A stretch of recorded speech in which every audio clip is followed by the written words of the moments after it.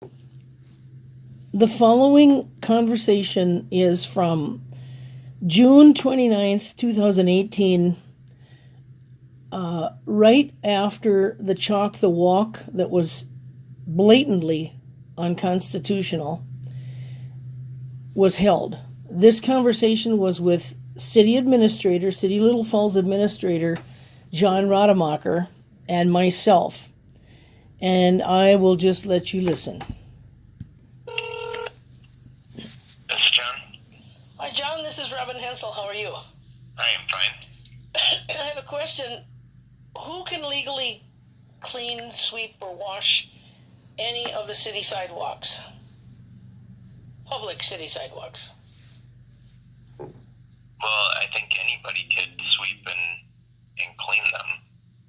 Yeah, that's kind of what I thought. There's nothing that says that somebody can't remove someone else's snow off their sidewalk or broom their front sidewalk or wash it, clean it in any way, as long as it's not doing damage to the pavement, right? Mm-hmm. That's what I thought. Did you receive my couple emails today? I hadn't seen that I got them from you yet, but I can. Okay, I have one from you. What is it? What's the title of that one? Why did you instruct artists they could chalk before? Right. So I would like to lodge a formal complaint against Christina Von Berg. Her job is funded through the sales tax dollars. Taxpayers are funding her job, and she really messed up with this one. I have the correspondence that she wrote to some of the artists that it would be okay for them to start chalking on Wednesday, and in fact some of them did, which violated, of course, then what the city council approved. It was a one-day event, not a two-day event. And I took photos of the tarped area and the bricked area that was out front of the Lux.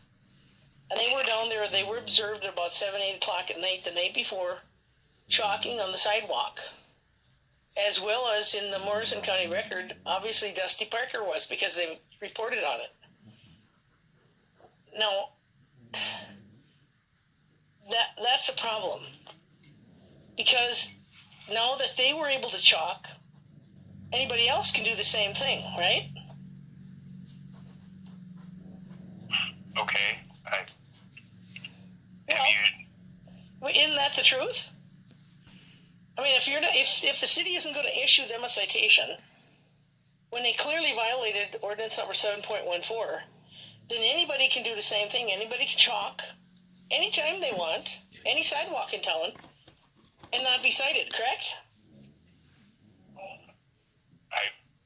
I would have to look at the ordinance more closely. I know that it was allowed because it was going to be as a special event. So only on the 20th. As far as the dates, it was a one-day event. You were at the meeting when it was authorized. Mm-hmm. Now, why are you saying anything different than that? Why are you hedging? The law is the law. You're trying to imply that just because they had one day earlier to a special event, that means it's open for all days of the year. Well, why wouldn't it be? That's what you were trying to imply. Why wouldn't it be? If even one individual in this city is allowed to publicly chalk a sidewalk without permission of the city council in violation of the law. Robin, why are you trying to stir up things about a special event that we're trying to do something that's nice for our community? Okay, why are you participated in it, didn't you? Why are you participate? Robin, did you participate? Did you You're well decorate aware. the sidewalk? You're well aware I did. However, yeah. Why is it a big deal? Because if they did it one day early, maybe they weren't able to participate on the day of, but they really wanted to participate, so they let them do it the night before, less than 5-6 hours before start time date listed in the event that was approved by the council. If they wanted a 2-day event, they were smart enough and should have gotten it approved for 2 days. Oh well, Robin, honestly, that's ridiculous. Is it? We're, It's ridiculous to expect the laws are upheld. okay, so we should have let them start it at 12:01 p.m. rather than 7 p.m. the day before. I think they should have followed their own rules. The rules stated that they could start that's shopping really, at 10 o'clock and that they should sign up at 10 o'clock. And you guys, the city council authorized a 1-day event, not a 2-day event. If Christina and Jill Moore wanted a 2-day event, all they had to do was ask for that, right? And they probably would have been granted that, right? But instead, they got a 1-day permit to do so, and they violated the permit. They also violated ordinance number 7.14. And you guys, knowing that this happened, are choosing to do nothing to Dusty Parker, which means that sets precedent. You can't legally now arrest anybody for doing the same thing, or you could open up the city to another lawsuit, and they'd win. That's a problem. That's what happens with selective enforcement. That's what troubles me.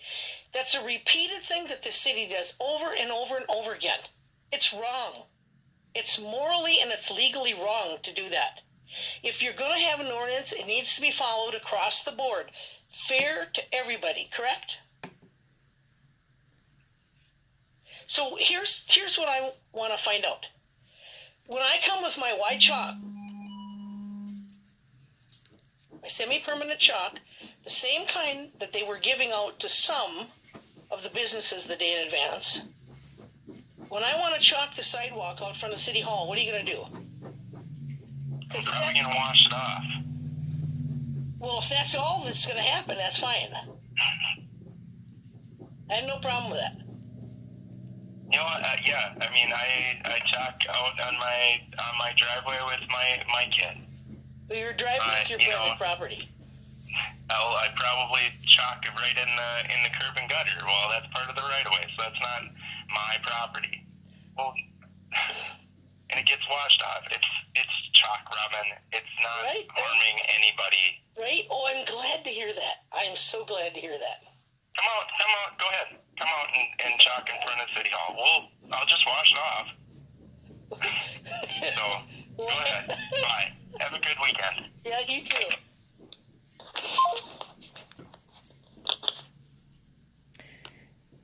So you heard it from the horse's mouth. And I was absolutely correct. And the reason the city has now made suggested changes to ordinance number 7.14, which controls what happens on the sidewalks, is because it too was blatantly unconstitutional. They wouldn't have rewritten it if that wasn't the truth. City's well aware of what they did, and that if anybody else had chalked the sidewalk, they couldn't legally be cited because they had allowed someone to violate the ordinance number 7.14, and his name was Dusty Parker, and there were 3 girls also that should have been cited out front of the Lux who were chalking the day before the Chalk the Walk event.